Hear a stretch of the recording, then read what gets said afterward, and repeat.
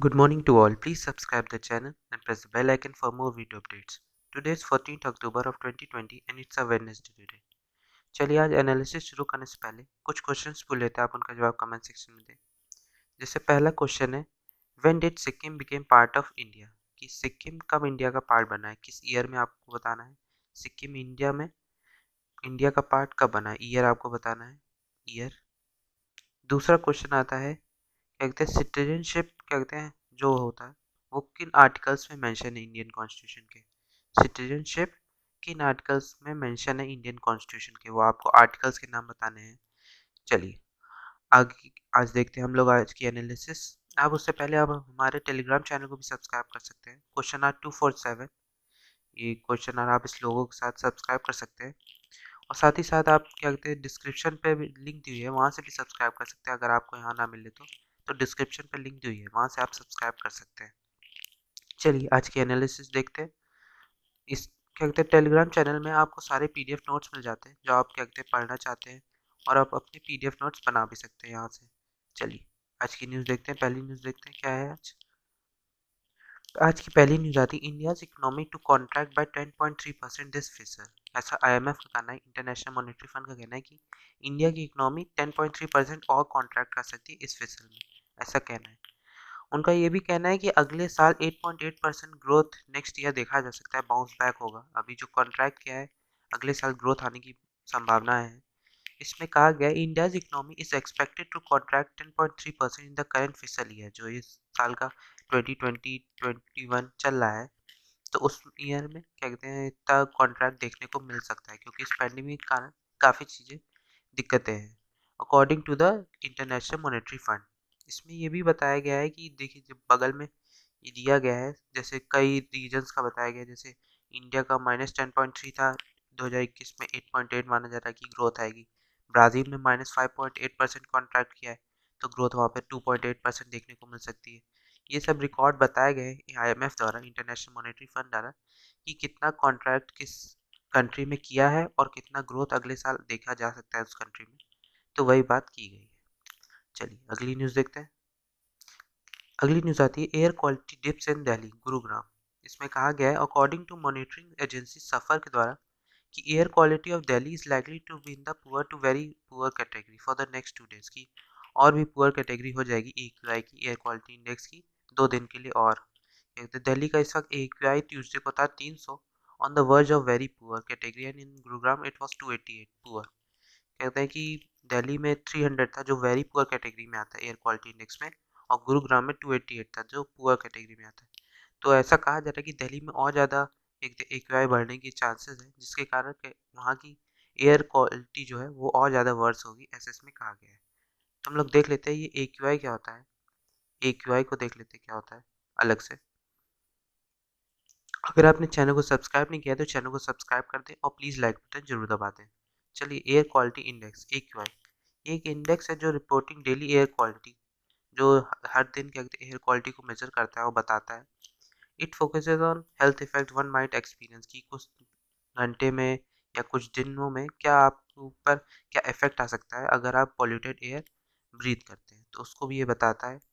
ये calculator for 8 major air pollutant, ये 8 major जो एयर पॉल्यूटेंट्स होते हैं उनको मेजर करने के लिए होता है।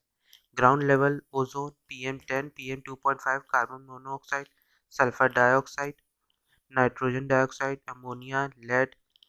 ग्राउंड लेवल ओजोन और जो एयरबॉर्न पार्टिकल्स हैं वो क्या कहते हैं are the two pollution that pose the greatest threat to human health in India की। ये दोनों जो ग्राउंड लेवल ओजोन हो गई और एयरबॉर्न पार्टिकल्स, ये सबसे ज़्यादा सबसे मेजर जो है पॉल्यूटेड, जो क्या कहते हैं एक थ्रेट है ह्यूमन हेल्थ का इंडिया में। चलिए अगली न्यूज़ देखते हैं। अगली अगली न्यूज़ आती है Hathras case, high court pulls up UP government. क्या कहते हैं कि जो हाथरस केस हुआ, जो कहते हैं इंसिडेंट हुआ, उसके बाद क्या कहते हैं केस जो चल रहा है हाई कोर्ट में, उसमें उन्होंने यूपी गवर्नमेंट पर पुल अप किया है। उन्होंने बेंच ने कहा कि वह बेंच अनसेटिस्फाइड था कि उनका जो गवर्नमेंट का रिस्पांस था कि क्यों एक्शन कोई नहीं लिया गया डीएम के ऊपर, जिन्होंने ऐसा कोई वहाँ पे एक्शन नहीं लिया। तो उस पर वही बात की गई कि वो जो हाई कोर्ट को बताया गया रिस्पांस जो था स्टेट गवर्नमेंट का, वो उससे अनसेटिस्फाइड। उन्होंने कहा कि ये क्या कहते हैं ये कोई रीज़न नहीं हो सकता। इसमें वही कहा गया कि जो इलाहाबाद हाई कोर्ट है वो इज़ नॉट सेटिस्फाइड जो एक्सप्लेनेशन दिया गया है यूपी गवर्नमेंट द्वारा कि क्यों एक्शन नहीं लिया गया against the district police chief on Hathras but not the district कहते over the alleged rape of Dalit woman की कहते हैं जो एक्शन लिया गया वो पुलिस चीफ के ऊपर क्यों लिया गया सिर्फ डीएम के ऊपर क्यों नहीं लिया गया ऐसा इसमें क्वेश्चन था। राइट्स इन्फ्रिंजमेंट की कहते हैं इसमें कहा गया the action of the state authorities though in the name of the law and order situation was prima facie an infringement upon the human rights of the victim and her family stated the court की court ने ये भी कहा कि इसके कारण क्या कहते हैं जो आपने एक्शन नहीं लिया डीएम के ऊपर सिर्फ पुलिस चीफ के ऊपर लिया तो ये पूरी तरह से आप कहते हैं एक तरह से राइट्स ऑफ ह्यूमन है जितनी भी राइट्स मिलती हैं फंडामेंटल राइट्स हैं जितनी भी हमारी किसी भी इंसान की वो आप उनको वायलेट कर रहे हैं। क्या कहते हैं आप जो क्या कहते हैं किसी भी वहाँ के जो वो लड़की थी या उसकी फैमिली थी उसकी आपने राइट पूरी तरह से छीनी है कहते हैं वायलेट किया ऐसा इसमें कहा गया है। चलिए अगली न्यूज़ देखते हैं। अगली न्यूज़ आती है Kejriwal kick star use of biodecomposition solution. क्या कहते हैं चीफ मिनिस्टर अरविंद केजरीवाल जो डीएम और सीएम हैं क्या कहते हैं दिल्ली के उन्होंने ट्यूसडे को विजिट किया हरंकी विलेज इन नरेला इस किक स्टार्ट करने के लिए process of spraying a newly developed biodecomposition solution की जो उन्होंने बायोडिकम्पोजिशन सॉल्यूशन की बात की गई थी उन्होंने 700 से 800 हेक्टेयर में ऑफ पैडी फील्ड में इन दिल्ली जिससे वो स्टबल जो बर्निंग होती है उसको रोक सके और जो दिल्ली की एयर है जो इस वक्त बहुत ज़्यादा वर्स हो रही है जहाँ का AQI 300 पहुँच चुका है तो क्या कहते हैं उसको कंट्रोल करने के लिए इसमें कहा गया कि उन्होंने कल अपना किक स्टार्ट किया पहला डिकम्पोजिशन जो बायो डिकम्पोजर सॉल्यूशन है उसको यूज़ करवाया 700 से 800 हेक्टेयर्स ऑफ पैडी फील्ड्स में जिससे एक किक स्टार्ट मिले जिससे लोग और आगे आए और इसको यूज़ करें। मिस्टर केजरीवाल ने ये भी कहा कि the said that the solution has been developed under the guidance of the Pusa Institute and arrange for spraying is being done free of cost और जो क्या कहते हैं स्प्रेइंग होगी वो फ्री ऑफ कॉस्ट होगी। He added that all governments have to work in tandem to address the issue of stubble burning in northern India कि जो भी नॉर्दर्न इंडिया में जितने भी गवर्नमेंट्स हैं सबको ये बायो डिकम्पोजर सॉल्यूशन यूज़ करना चाहिए। ये क्या कहते हैं under the guidance of Pusa institute बना है और ये अच्छा भी है और क्या कहते हैं इसकी जो स्प्रेइंग है फुल फ्री ऑफ कॉस्ट है इससे हम स्टबल बर्निंग रोक सकते हैं और जो नॉर्थ इंडिया में सबसे बड़ी प्रॉब्लम है एयर क्वालिटी की उसको हम बचा सकते हैं कि एयर क्वालिटी जो इतनी ज़्यादा डैमेज हो जाती है क्या कहते हैं दिल्ली या जो नॉर्दर्न स्टेट सारी जगह क्या कहते हैं एयर क्वालिटी बहुत ज़्यादा डैमेज होती है इस डबल बर्निंग से तो उसको हम रोक सकते हैं इस बायो डिकम्पोजर सॉल्यूशन से तो ऐसा उनके द्वारा कहा गया। चलिए अगली न्यूज़ देखते हैं। आज का पहला एडिटोरियल आता है अस्लिम स्टिमुलस इसमें government can not wait for the pandemic to ease to loosen the purse strings further कहते इसमें कहा गया है कि गवर्नमेंट और वेट नहीं कर सकती पेंडेमिक को ख़त्म होने का कि जिससे और जो कंडीशंस हैं जो इकोनॉमिक कॉन्ट्रैक्शन हुआ है उसको और ज़्यादा बढ़ाएं तो इस पर ऐसा इसमें कहा गया है इस एडिटोरियल में। इसमें कहा गया है फाइनेंस मिनिस्टर जो हमारे हैं निर्मला सीतारमन उनका कहना है कि फर्स्ट सेट ऑफ मेजर्स लाए गए हैं जिससे कंज्यूमर डिमांड और कैपिटल एक्सपेंडिचर को देखा जाए जिससे उनका जो LTC allowances of government employees हैं उसको ट्वीक किया जाए। Her reckoning is that these could lend a 73,000 crore demand spurt to prop out the Ameli economy in the second half of the year की इससे जो क्या कहते हैं second half of the year जो होगा उससे हम जो 73,000 करोड़ का जो डिमांड है उसको फुलफिल कर पाएंगे।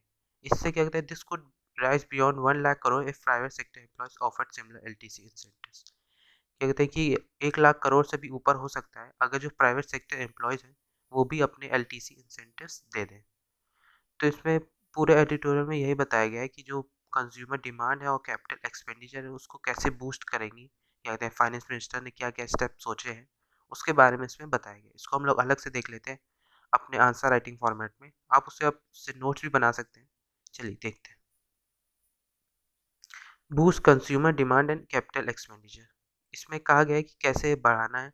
सप्लाई कॉन्स्ट्रेंट्स इन द क्या कहते हैं economy have eased over recent months की जैसे हमने देखा कि कंज्यूमर डिमांड रिमेन अफेक्टेड जिससे कंज्यूमर की डिमांड और कई मेजर्स लाए जा रहे हैं जिससे हम कंज्यूमर स्पेंडिंग बढ़ा सकें। इसमें ये भी कहा गया था अर्लियर अनाउंस आत्मनिर्भर भारत पैकेज जो था उससे क्या कहते हैं requirement of essential good for needy sections of the society की needy section of the society जो था उसको एसेंशियल गुड्स प्रोवाइड करने की बात की गई थी इसमें जिससे promoting consumption of high value item by दोस्त एम्प्लॉयज़ की जो अहम जॉब्स ही इफेक्ट हुए हैं क्या कहते हैं कोविड-19 का तो इसमें वही बात की गई है। अगर प्राइवेट सेक्टर भी इसमें पार्टिसिपेट करता है, this will stimulate growth in the economy. इससे क्या कहते हैं, इकोनॉमी में ग्रोथ और आएगा और तेजी से आएगा, ऐसे इसमें बात की गई। Leave travel concession voucher scheme की, जो ट्रैवल कंसेशन वाउचर स्कीम है उसको लीव करें। लीव ट्रैवल कंसेशन की सेंट्रल गवर्नमेंट एम्प्लॉयज होते हैं, उनके पास एलटीसी होता है इन ब्लॉक ऑफ 4 ईयर्स की, 1 each to destination of choice and home town और 2 फॉर होम टाउन। कि उनके पास चॉइस होती है कि होम टाउन जाने की या दोनों जाने की, उनकी मनपसंद जगह, या होम टाउन जाने की। तो उनके पास तीनों चॉइस होती है जिसे वो कर सकते हैं। तो ये ट्रैवल कंसेशन को ख़त्म किया जाए। इससे क्या कहते हैं, एयर और जो एयर रेल फेयर होगा is reimburse as per pay scale एंटाइटमेंट। और इससे ये भी आएगा कि लीव इनकैशमेंट ऑफ 10 डेज की पे plus DNS allowances is paid. इससे एलटीसी से लीव ट्रैवल अलाउंस से और ज़्यादा क्या कहते हैं कैश आएगा। इससे हमारी इकोनॉमी और ज़्यादा बूस्ट करने की हेल्प मिलेगी। अगर if the amount is not spent then the employer will have to pay tax as per the marginal tax rate on the LTC component की। अगर टैक्स नहीं पे किया जाता है एम्प्लॉय की जरा, तो मार्जिनल टैक्स रेट पे करना पड़ेगा एलटीसी कंपोनेंट के ऊपर। Same benefit will be available to private sector employees. will if the employer decide to offer the scheme to the employees and they decide to avail it, अगर क्या कहते हैं ये स्कीम प्राइवेट एम्प्लॉयज को मिलती है, अगर वो अवेल करते हैं इसे, तो उनको भी ऐसे ही बेनिफिट्स मिलेंगे। बेनिफिट्स टू इकोनॉमी, कैसे बेनिफिट करेगा इकोनॉमी को? इससे ये aspects a demand generation of 28,000 crore की, एक तरह का डिमांड जनरेशन लाएगा 28,000 करोड़ का। 19,000 crore from central government employees and rest from the states, ऐसा इकोनॉमी में लाएगा, ऐसे इसमें बात की गई है। If private sector employees also participate may lead to a significant jump in overall consumption की। प्राइवेट सेक्टर एम्प्लॉयज भी अगर पार्टिसिपेट करते हैं तो एक तरह का सिग्निफिकेंट जंप होगा, बहुत बड़ा जंप आने की बात की गई है कि consumption and rise in GST collection बढ़ेगा। फेस्टिवल भी आ रहे हैं, जैसे हमने देखा कि festival advance which was abolish in line with recommendation of the 7th पे कमीशन की, जो रिकमेंड था 7th पे कमीशन में वो रिस्टोर किया गया है वन टाइम टिल 31 मार्च 2021 तक। और जितने भी central government employees will get an interest free advance of ₹10,000 that will be recovered in 10 instalments. कि ये जो सेंट्रल गवर्नमेंट एम्प्लॉयज है उनको 10,000 का क्या कहते हैं इंटरेस्ट फ्री मिलेगा, जिससे वो क्या कहते हैं 10 इंस्टॉलमेंट में रिकवर कर सकते हैं। वो एक तरह से प्री लोडेड रुपए कार्ड में मिलेगा जो of the advance value. Government expects to disperse ₹4,000 crore under scheme by 31 March 2021। और जो जितने भी स्टेट्स हैं provide similar advances another 6-8,000 is likely to be disperse की, जो अनदर जो पैसा है उसको भी क्या कहते हैं वो डिस्पर्स करेंगे। This is expected to generate consumer demand ahead of festival like Delhi और दिवाली। क्या कहते हैं इस तरह से क्या कहते हैं कंज्यूमर डिमांड बढ़ेगी दिवाली जैसे फेस्टिवल में जहाँ पे बहुत ज़्यादा खरीदारी होती है, तो जीएसटी कलेक्शन अच्छा हो, गुड अमाउंट में हो। तो इस तरह के स्टेप्स लेके हम क्या कहते हैं इसको जीएसटी कलेक्शन या जो कंज्यूमर डिमांड है उसको बढ़ा सकते हैं। चलिए अगला एडिटोरियल देखते हैं। अगला एडिटोरियल आता है a concerted attack on RTI कि a worst blow to the right to information regime has come in the form of persistent attack। कि इससे हमारा आरटीआई पे अटैक हो रहा है, जैसे हमने देखा ट्रांसपेरेंसी वॉच डॉग्स के द्वारा। तो इससे इस पूरे एडिटोरियल में आरटीआई के बारे में कहा गया है। जैसे हमने देखा है कि this year mark the 15 years of the enactment of the right to information की, ये 15 साल हो चुके हैं आरटीआई को लगे हुए। आज क्या कहते हैं इस साल हम 15वां साल मना रहे हैं, जिससे empowered the millions to assert their citizenship and show truth to power। कि इस आरटीआई से ही लोगों को पावर मिली है अपना ट्रुथ बताने की, सच्चाई बताने की, इससे ही लोगों को पता चलता है।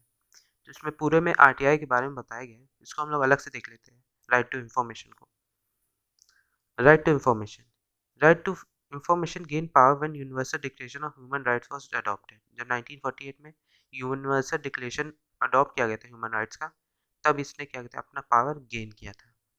प्रोवाइडिंग एवरीवन, जब मिला था कि right to seek receive information and ideas through any medium regardless of frontiers की, सबको पावर होगी, राइट होगी। Genesis of RTI law started in 1986। RTI law का जेनेसिस स्टार्ट हुआ था 1986 में, judgment of Supreme Court in mister Kulwal versus Jaipur municipal corporation case में, जहां पे डायरेक्ट किया गया था freedom of speech and expression provided under article 19 of the constitution की क्लियरली इम्प्लाई करता है right to information, right to freedom of speech और एक्सप्रेशन, राइट टू इन्फॉर्मेशन की ग्रोथ बना क्या कहते हैं एक तरह से जन्म दिया है। ऑब्जेक्टिव्स ऑफ द एक्ट, क्या ऑब्जेक्टिव है एक्ट के? Empower citizen, to empower the citizen, की ट्रांसपेरेंसी लाना, अकाउंटेबिलिटी लाना, to contain corruption and to enhance people's participation in democratic process, की देखना कि करप्शन कहीं तो नहीं हो रहा, पीपल का पार्टिसिपेशन क्या है डेमोक्रेटिक प्रोसेस। रीजन क्या है अडॉप्शन ऑफ इंफॉर्मेशन एक्ट का? की factor responsible for adoption of information act are as follows, जैसे करप्शन और स्कैंडल्स को पता करना कि क्या कहाँ पे करप्शन हो रहा है, क्या स्कैंडल है। इंटरनेशनल प्रेशर एंड एक्टिविज्म लाना, modernisation and the information society. Feature of the act क्या है? सेक्शन 1-2 जो है वो एक्सटेंड करता है होल ऑफ इंडिया, क्या कहते हैं, होल ऑफ इंडिया करता है। ये एक्सेप्ट लिखा है, अब क्या कहते हैं इसको हटा दीजिएगा, ये एक्सेप्ट नहीं, अब ये क्या कहते हैं इंक्लूड करता है जम्मू एंड कश्मीर को भी। सेक्शन 2F, और information means any material in any form, की कोई भी मटेरियल हो, इंफॉर्मेशन कोई भी फॉर्म की हो सकती है, रिकॉर्ड डॉक्यूमेंट्स कोई भी फॉर्म की हो सकती है। सेक्शन 2J, ये राइट टू इंफॉर्मेशन कहता है कि accessible under the act which is held by और under the control of any public authority, कि किसी भी पब्लिक अथॉरिटी के द्वारा कंट्रोल जो भी है इंफॉर्मेशन, वो क्या कहते हैं लोग एक्सेस कर सकते हैं। इंस्पेक्शन ऑफ वर्क, जैसे डॉक्यूमेंट या रिकॉर्ड को इंस्पेक्शन करना। Section 4 of the RTI act कहता है कि स्यू मोटो डिस्क्लोजर ऑफ इंफॉर्मेशन, की जो बाय ईच पब्लिक अथॉरिटी, जो पब्लिक अथॉरिटी है उनके द्वारा जो स्यू मोटो डिस्क्लोजर है उसको देखना। सेक्शन 8 में मेंशन करता है एक्सेप्शंस को जो furnishing information under RTI act. Section 8(2) provide करता है डिस्क्लोजर ऑफ इंफॉर्मेशन एक्सेप्टेड।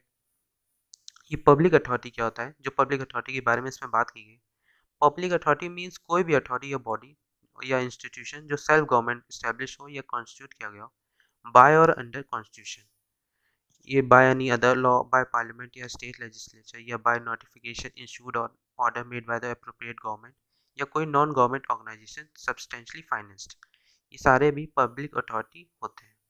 चलिए अगली न्यूज़ देखते हैं। अगली न्यूज़ आती है, Pakistan likely to remain on FATF finance grey list, की फाइनेंशियल एक्शन टास्क फोर्स में ग्रे लिस्ट में पाकिस्तान अभी भी रहेगा, ऐसा इसमें बात की गई है। तो हम लोग देख लेते हैं फाइनेंशियल एक्शन टास्क फोर्स को।